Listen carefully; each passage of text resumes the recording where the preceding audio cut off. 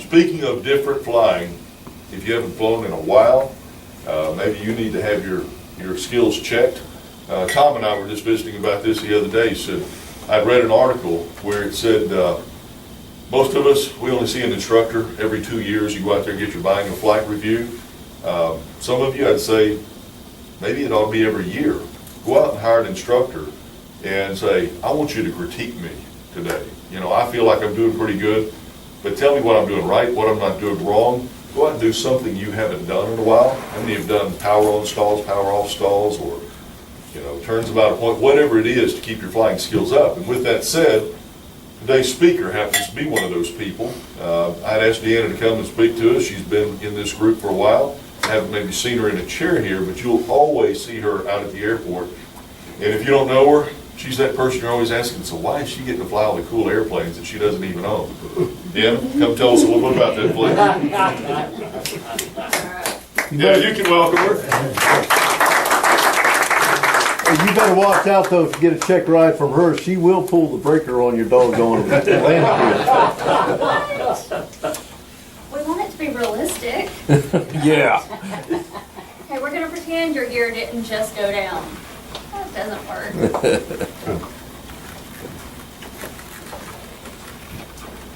Okay, so y'all can tell there, Mark was really scraping the bottom of the barrel today when he was searching for speakers. And I'd been thinking, he'd asked me earlier in the year to come out, and one conflict or another kept me from doing it. And I've been thinking, you know, when I get the chance to come out, I'm probably going to talk about something that I thought would be relevant to you guys, like new medical standards that have come out this year, or, you know, some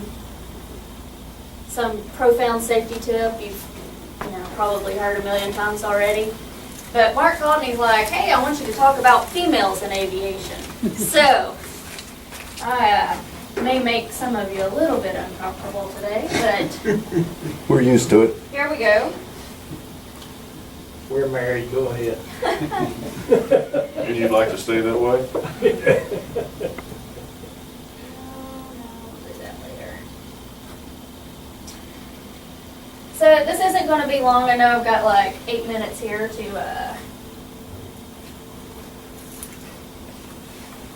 do this. So Did everyone see that? this is, can everyone see? Mm-hmm. Linda, can you see okay? Yeah. All right, so we have Miss Amelia Earhart here, who's made the headlines lately with theory number 842 on where she disappeared to and what happened. So let's talk about overall pilots.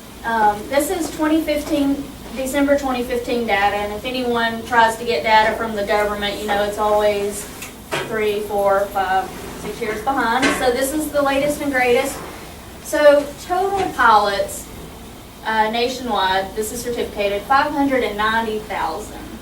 Of those, 6% or just under 40,000 are female. And it's broken down here, that 590 by students, recreational, sport, private, commercial, airline transport. They don't have good statistics on females that are rotorcraft or glider only certificated. And then the flight instructors down at the bottom, 102,000 total in the U.S., with 6,600 of those being female. That's not included in the total pilot number at the top. I'm not sure why they did it that way, but that is what it is. So overall, if you look at the percentages there on the right, with the exception of student pilots, female pilots are national average 5 to 6% of the overall pilot population, which in 2017 you would expect that number to be a lot higher. Deanna, Yes, students 11%. 11%. So more females start, but for whatever reason they don't finish. Got any idea why? Well, we're going to talk about a little bit of that here in just a second. A number of factors. We'll get to it in just a second. So non-pilots in the aviation industry. So broken down, there's about 730,000 overall, with 25% of females filling those roles. So the percentage of females in the aviation industries gets better in the non-pilot capacity. This includes mechanics, repairmen, parachute riggers, ground instructors, dispatchers, flight navigators, flight attendants, making up the highest percentage at 79% female, and flight engineers. So as you can see, you know, a quarter of the non-pilot aerospace industry is female, so that's a pretty decent statistic there. The pilots, for some reason, they're not flying.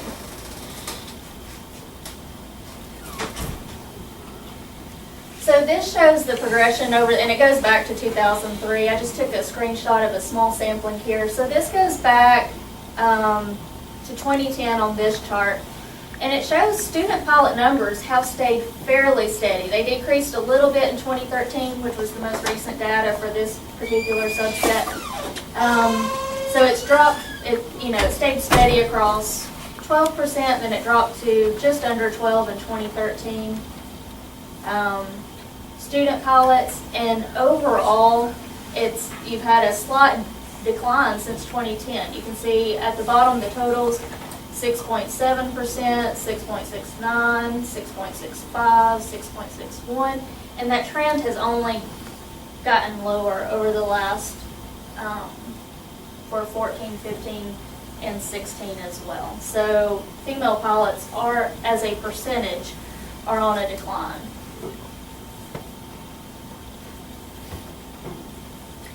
And this is the total numbers, men and women, in those same categories. So you can see down at the bottom the totals there as well. Our overall pilot population is also trending down. We've got 10,000 fewer certificated pilots than we did in 2013 than we did in 2012. Although student pilot numbers were up, but if you look at the number of private and commercial pilots there from 2012 to 2013, overall those two categories dropped the number about 16,000 pilots.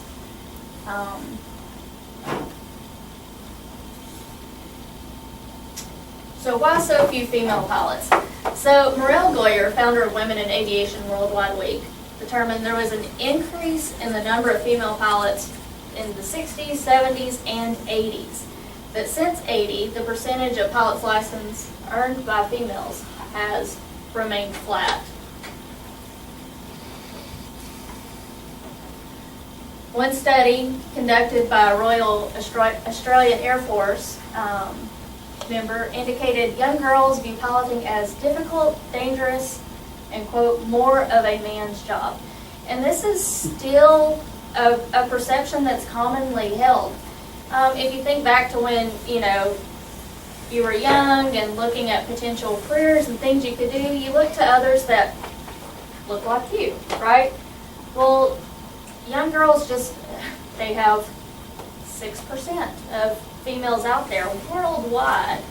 40,000 women across the world that have a pilot certificate, and they just don't have enough of those role models out there. It's not very often they come across a female flying and think, hey, I could do that. All they see are male pilots. According to the same study, views about what constitutes a typical pilot were extremely strong. A number of participants expressed a belief they lacked the typical pilot traits, here you go, gentlemen, of arrogance, overt confidence, and a lifelong obsession with aviation. My confidence is Now, well. we all know That's sexist. Yeah, I can't believe you we're said arrogant and probably have a bit too much confidence in our abilities.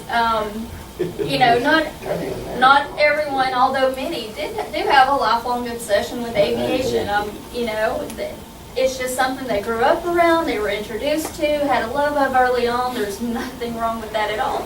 But that's not the only path. So part of what we're trying to counteract these days is trying to reach those that are really middle school and high school age females that are starting to form those opinions of what they can do in the next 4 to 5 years as a career path and work towards that goal and getting past some of these I'd love to call them stereotypes, but we know this pretty well describes a lot of us. But getting past this would make some females shy away from the industry. I don't remember what's on this slide, so here we go. So this is the latest Oshkosh ad.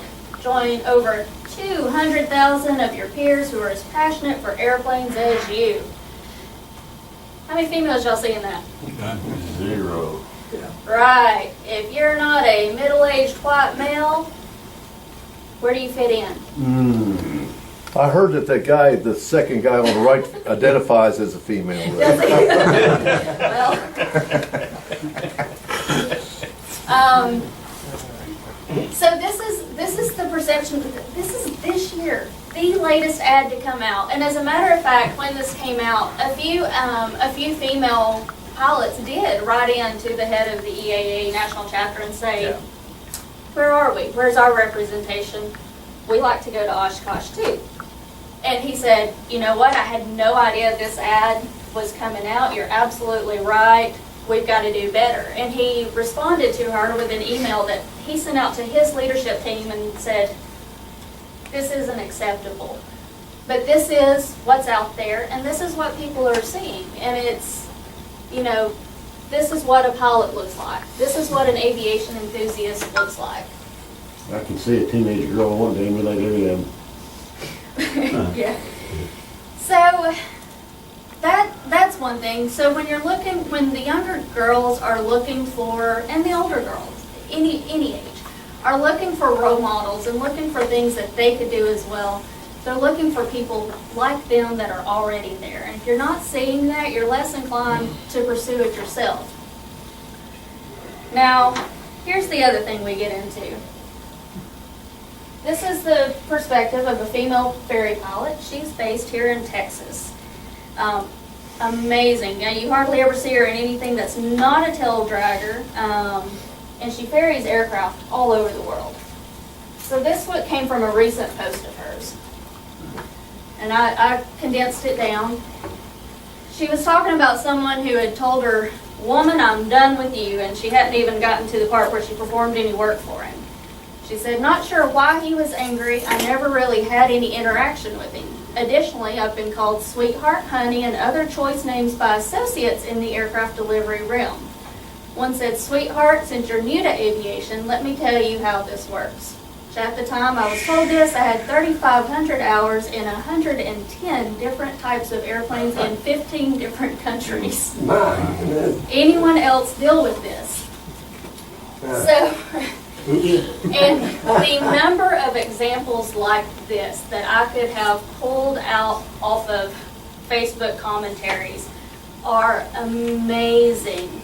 If you go to stories published on websites about females, skip the article, go to the comments, and just look at the prevailing attitude about what is only 6% of the pilot population.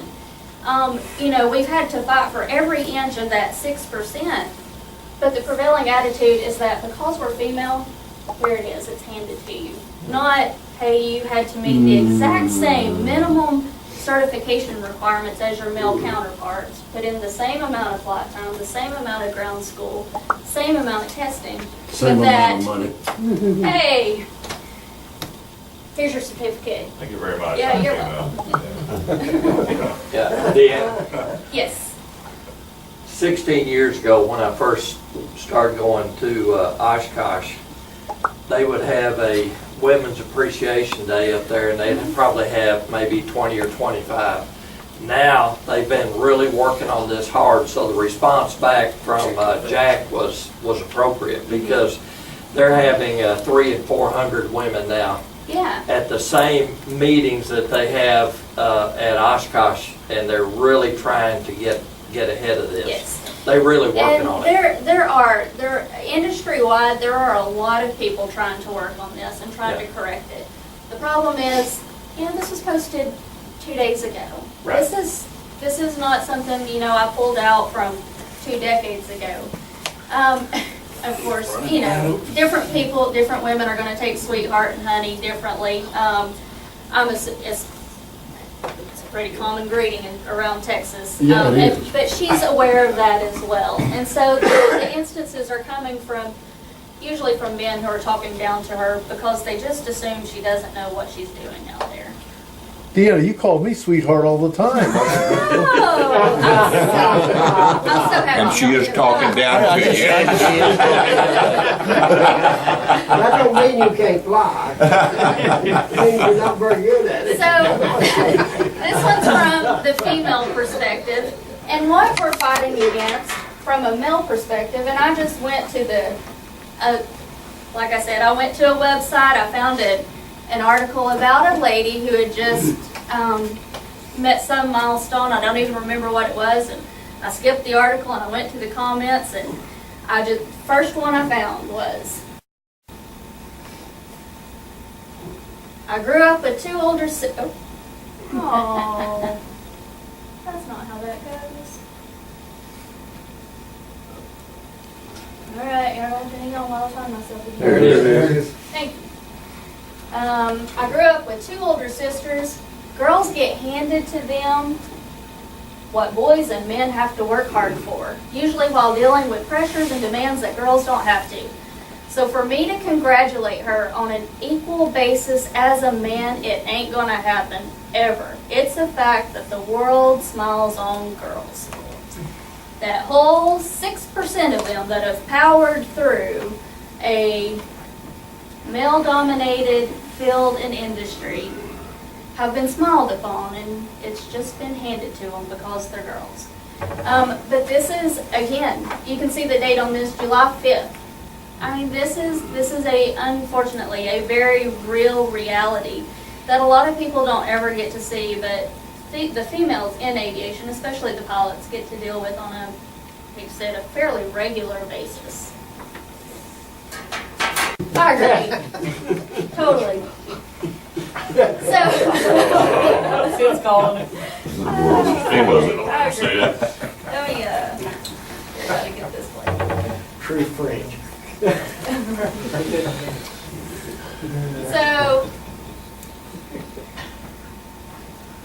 So now that you know what women are dealing with, I wanted to talk a little bit about my introduction to aviation. So I've been flying since 1997. I grew up, my mom was a pilot, my grandfather was a pilot, although he had quit before I was born, so I never even knew he was a pilot till I was much older. So, much older, the ripe old age of like 13. But I didn't grow up, flying around in planes with him or being carried out to the airport or anything like that. You had the genes. My mom had a private pilot's license, and she would carry us around. She had a Piper Seneca. She'd carry us around on business trips around the country. And much like my kids view it now, was the way I viewed it then. It was, unfortunately, just another mode of transportation. You're shuttled into the back seat, you're carried off somewhere. Maybe it's bumpy, maybe it's not. A few prayers along the way, and out you go at the end. So my first real hard introduction to aviation That's the way I view it. was an accident report. And this was my mother's accident. So she died when I was 15 in the Seneca she was piloting. So she had left with her husband on a flight. They were going to Florida for a football game. Left engine had a worn rocker arm failure. Engine failed. And as she made her calls back into Chattanooga approach, as she turned around and headed back to the airport, she was cleaning up the airplane.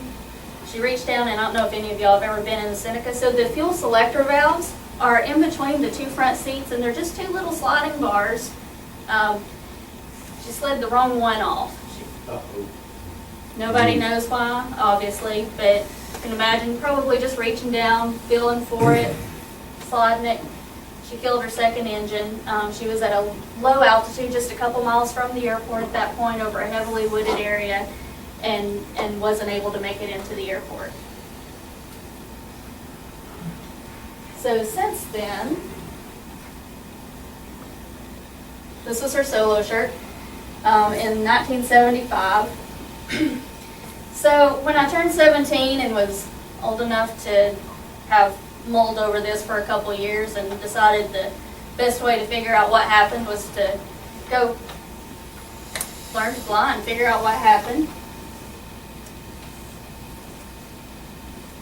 I soloed myself at the same airport in 97 in a Beechcraft Skipper. Don't see many of those around here. I've seen them. And what started out as just a fact-finding mission, I just fell in love with flying the airplanes. So, of course, became a career. Went on to Auburn the following year after I graduated high school. Got a Bachelor of Aviation Management, Instrument, Commercial, II, MEI, all my certificates and ratings there. Got my master's from Embry-Riddle with a specialization in safety systems. You can imagine safety's always been near and dear, so my students aren't typically the fastest through, but when they're through, I know they're safe. Went to Continental Express Airlines very briefly prior to 9/11. Was just through with the training on the ATR 42. Had not gone to line yet when 9/11 happened and was promptly furloughed. And since then, I've just been a flight instructor and contract pilot everywhere I've lived. So Charleston and then back here in Lufkin.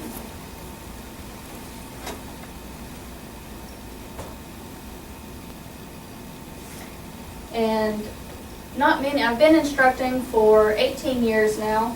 Not many, a lot of instructors you see will get their certificate, build their time to go on to an airline or another job and then let it lapse.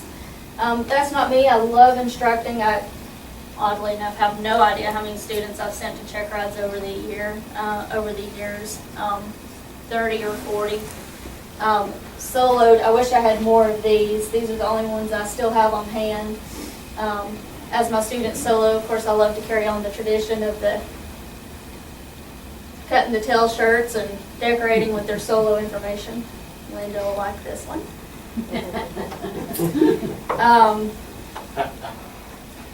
So, you know, solo training is still near and dear, with safety being the emphasis and at the core of it. And that's about all I've got. So at the end of the day, be nice to the ladies. Remember, these are your daughters, your granddaughters, the upcoming generation. You don't want to tell them they can't do something because it's a man's world. Every one of them are fully capable of doing this and might have an undiscovered love for it just because they've never been introduced to it. All right.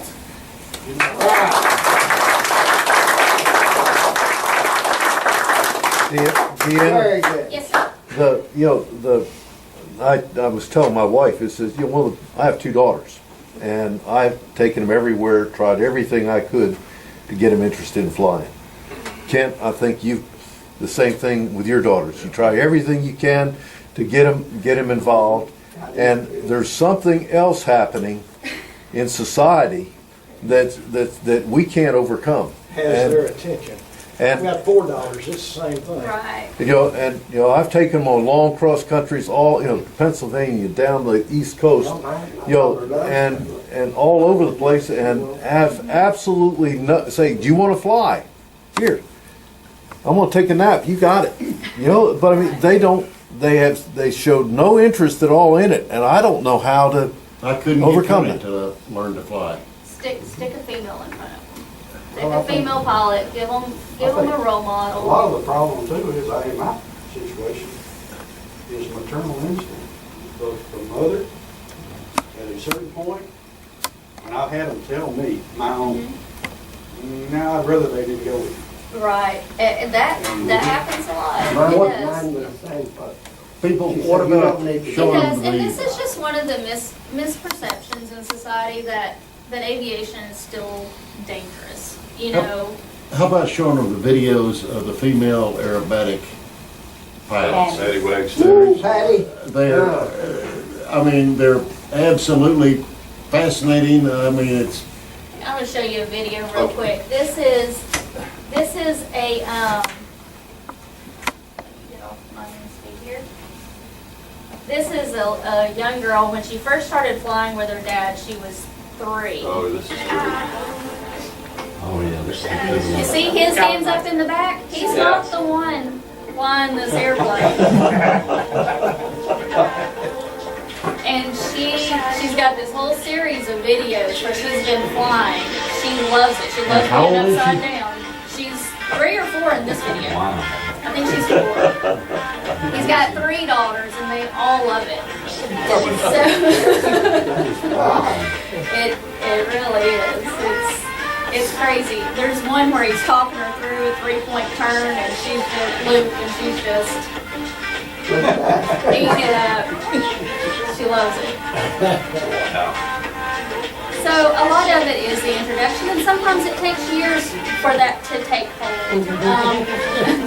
oh my God. Not everybody is going to love it and go for And it, she's good. and she's good. But those who do are really going to love it. A lot of them just need to be given. There was- You know, in the Young Eagle program, the girls that come out and fly, sitting listening to the kids talk. The boys will always say, "What are you out here for?" Right. Yeah.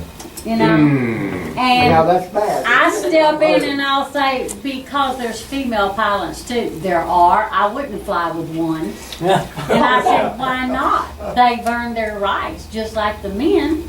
Right. And they're like, because they're female. There Come are back with they got quicker reflexes. there are businessmen in this town who still will not fly with me because You're of that. kidding. No, Because and use you're a the lady. phrase, "I'm not flying with that woman pilot." So, I mean, it's just something you get used to, and you're like, I thought you You had know, a backlog of people that wanted you. well, but that just shows that even locally, when people know me and know I fly for other businesses and individuals, and I have a good safety record, it's just an attitude that's out there, and that isn't always quite so pronounced. What but about these it's there. student kids that you're teaching to fly, or is there very many guys in that group? Well, I'm not doing a whole lot of instruction at the moment because of my other job at Harold's House, so it keeps me pretty busy. I don't do a lot of instruction. I have I have 2 female students right now. One is buying Danny's Cardinal to continue her training in, and the other one's in Colorado for the summer. What about these 30 or 40 that you instructed? How many of them are guys, girls? 0 girls. 0 Yeah, one girls. more. I did. Linda Langston. Yep. Oh, Mariana got her instrument rating with me. But other than Linda, I have not had any primary private college students that were female. Out I of- chose you for my flight instructor because of your qualifications. Yeah. Period. Thank you. We As it should be appreciate done. you, honey.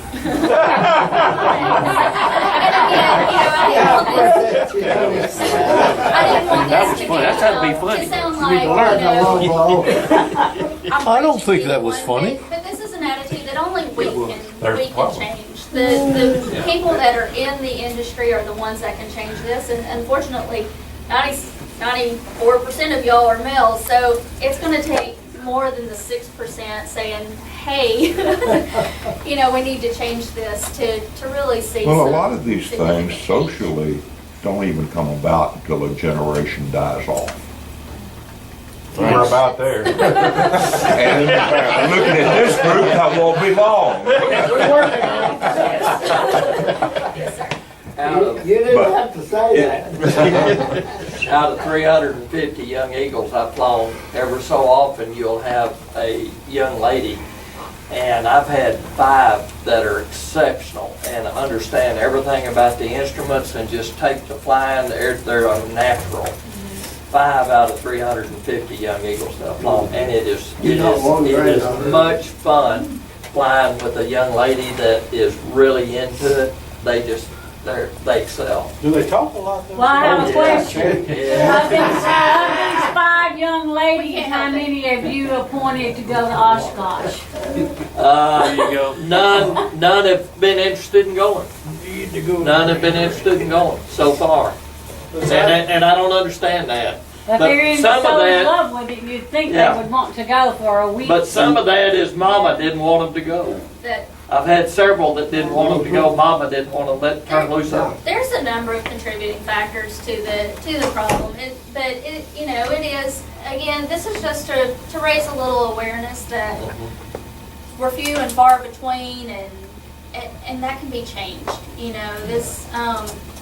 The biggest percentage, just getting people out. Not everybody wants to go on and be a career professional pilot, but getting them out and just flying, recreational pilots, sport pilots. Well, there aren't. What was there, 300 recreational pilots in the whole U.S.? With the new sport pilot certificate, it's not as common. But sport pilots, private pilots, there's no reason it should be 6%. But besides her doing all this, she's also our backbone at Harold's house. She actually runs the whole thing. Well, the other statistic there is that the number of private pilots is decreasing. It is. ATPs you saw on I was looking up for the one for this last year, ATPs are going up, private pilots are coming down. Well, the cost of training is so expensive these days.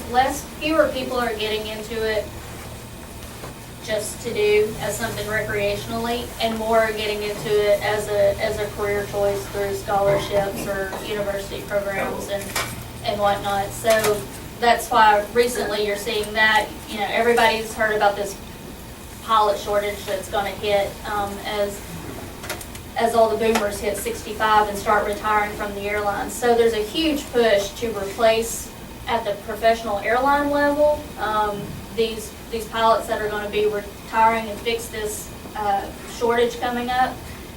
So the professional programs have a big push and a big backing. It's the recreational ones, the ones that are just going to fly for fun, fly for personal use, that are on the decline, and it's largely due to the cost of training these days. Well, the aircraft is a great tool in certain businesses. Mike uses one and Bruce uses one, so. Absolutely is. Cool. Any other questions? All right, let's give her a round of applause.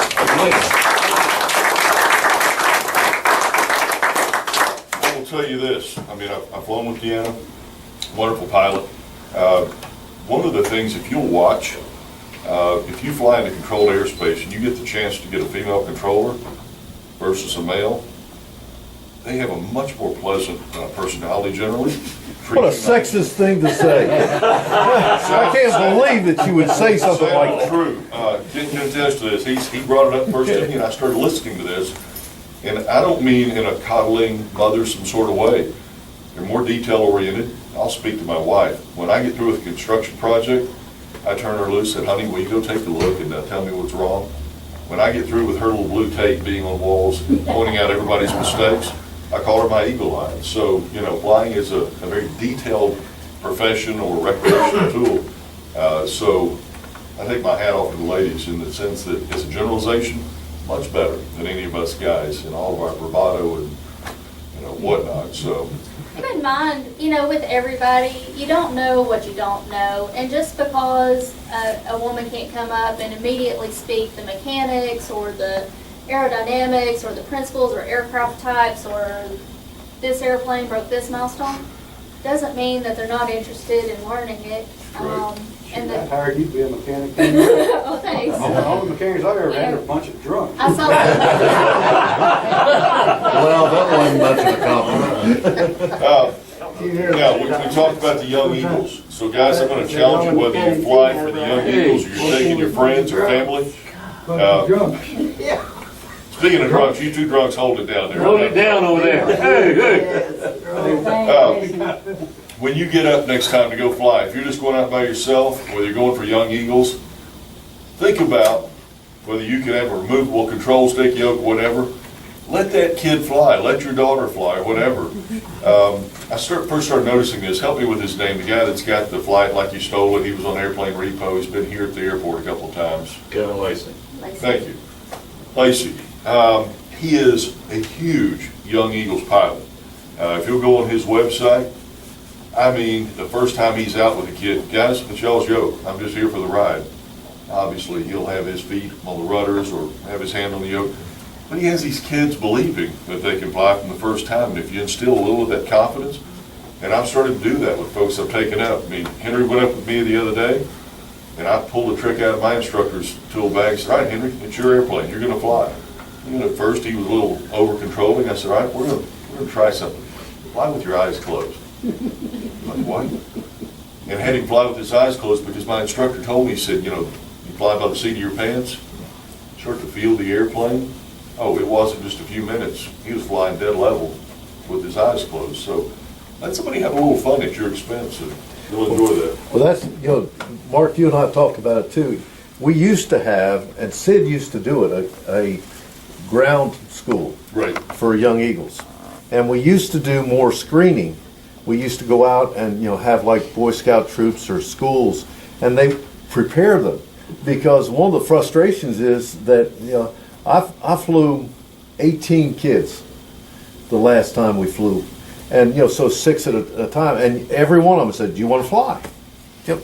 You want to? I said, no, I don't want to do it.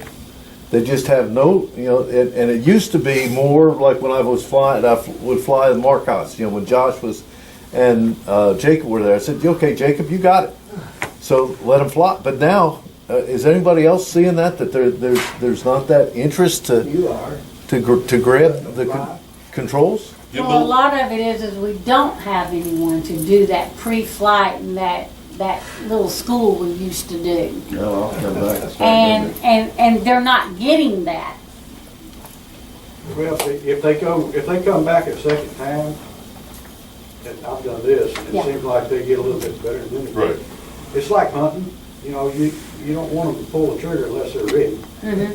You know.